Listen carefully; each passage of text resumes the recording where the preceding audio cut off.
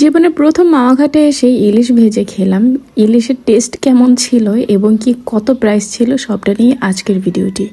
সবাইকে দেখি শুধু মাওয়াঘাটে এসে দামাদাম করে ইলিশ কিনে আর নিজে ভেজে ভেজে ইলিশ খায়, সেটা নিয়ে ভিডিও করে। তো আমার অনেক দিনের ইচ্ছে ছিল আমি কবে এরকম একটা ভিডিও করব। ফাইনালি আজকে সেই দিনটা আমার চলেই এলো। দামাদাম করে ইলিশ নিলাম তো ঠিকই, ভেজে কি খেতে পারবো সেটাই ভাবছি। আমরা 2 কেজির একটু বেশি পরিমাণ ইলিশ নিয়েছিলাম, মানে 2 পিস। আমাদের প্রতি কেজি ইলিশের দাম ছিল 1300 টাকা করে। ভিডিওতে সবাইকে দেখতাম 2200 2500 এরকম করে ইলিশ কিনে। বুঝলাম না আমরা এত কম দাম দিয়ে কি করে পেলাম। আমাদের ইলিশটাকে আসলে বাসি পচা ছিল না তো, যাকে খাওয়া দিয়ে কথা। আর ভাজা হলে না ওই পচা ইলিশটাও খেতে ভালোই লাগে। তবে হ্যাঁ, বেগুনটা কিনে আমরা একদমই ঠকেছি। মানে আমরা ফ্রেশ দেখে বেগুন নিয়েছি, 1 পিস বেগুনের দাম নিয়েছিল 25 টাকা, যেখানে পুরো আস্ত একটা বেগুন কেনা যেত।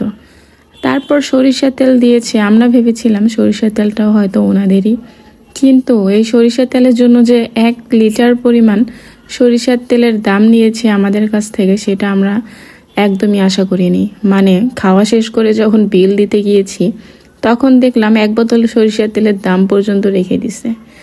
এই যে জীবনের প্রথম মাওয়াঘাটে এসে ইলিশ ভাজছি, বিষয়টা খুব এক্সাইটেড, তাই না? সবাইকেই দেখি কি সুন্দর করে ইলিশটা কড়াইতে দেয় আর ও আ করে ভিডিও করে, মানে ওই যে তেল ছিটে যেন তাদের চোখে মুখে না আসে। কিন্তু আমার সেরকম কোনো ফিলিংসই হচ্ছিল না, মনে হচ্ছিল আমি বাড়িতেই রান্না করতেছি। আসলে এখানে এসে বুঝলাম যে যারা বাসায় রান্না বান্না করে তাদের কাছে এটা নতুন করে আর কোনো ফিলিংসের বিষয়ই না, কারণ আমরা সারাদিনই বাড়িতে রান্না বান্না করে খাই। মাওয়াঘাটে এসে নতুন করে ইলিশ ভাজার মতো ফিলিংস আর কি বা হতে পারে। শুধু তফাৎ এতটুকুই, অনেক বড় বিশাল একটা কড়াইয়ের মধ্যে এরকম ডুবা ডুবা তেলের মধ্যে এসে ইলিশ ভাজতে পারবেন। আর বাড়িতে তো কিপটার মতো করে একটু একটু করে তেল দিয়ে আর ইলিশ ভাজি। যাই হোক, ওনাদের এই ইলিশ ভাজাটাই কিন্তু ভালো লাগে। হয়তো এই ডুবা তেলে ইলিশ ভাজা হয় বলেই ভালো লাগে, না হলে কি এমন আছে যে আমাদের হাতের ইলিশ এত ভালো লাগে না, ওনাদের হাতের ইলিশ এত কেন ভালো লাগবে। ফাইনালি আমাদের ইলিশ আর বেগুন ভাজা কমপ্লিট। একদম মচমচা করে ভেজে দিতে বলেছিলাম। ও হ্যাঁ, আমরা পচা বাসি ইলিশটাই কিনলাম কিনা সেটা নিয়ে একটু বলি। মাওয়াঘাটে আসবো ইলিশ খেতে, টাকা খেতে না, মানে টাকা বিলাতে না। আপনারা অনেকেই যেটা করেন, এখানে যখন ওনাদের কাছে শোনেন 2500 3000 করে এক একটা ইলিশের দাম বলে, তখন আপনারা খুব একটা বার্গেটিং করেন না, চোখ বন্ধ করে সেগুলোই নিয়ে নেন। আপনারা মনে করেন না এই মাছগুলো অনেক বেশি ভালো হবে, এর জন্যই দাম।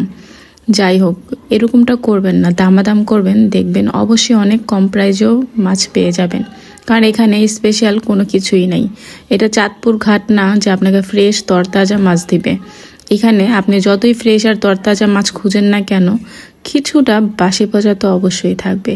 কারণ এগুলো সেই সকালে নিয়ে আসে, আবার অনেকে ফ্রিজে বরফ করে রেখে দেয়, দেন পুরাতন মাছগুলোই দিয়ে দেয়। আপনাদের মুরগি বানায় যেভাবে, অনেক টাকা আছে, যাচাই বাছাই না করে আপনারা ইলিশ খেয়ে ফেলেন। আপনাদের মতো কিছু বড় লোকদের জন্যই আমরা গরিবরা কোথাও গিয়ে শান্তি পাই না। মানে আপনারা দাম বাড়িয়ে দিয়ে আসেন, দেন আমরা গিয়ে ওই দাম বাড়তিটাই হয় খেতে হয়, না হয় না খেয়ে চলে আসতে হয়। আমার আজকের ভিডিও নিয়ে কার কি মন্তব্য সেটা অবশ্যই আপনারা কমেন্ট করবেন। আল্লাহ হাফেজ।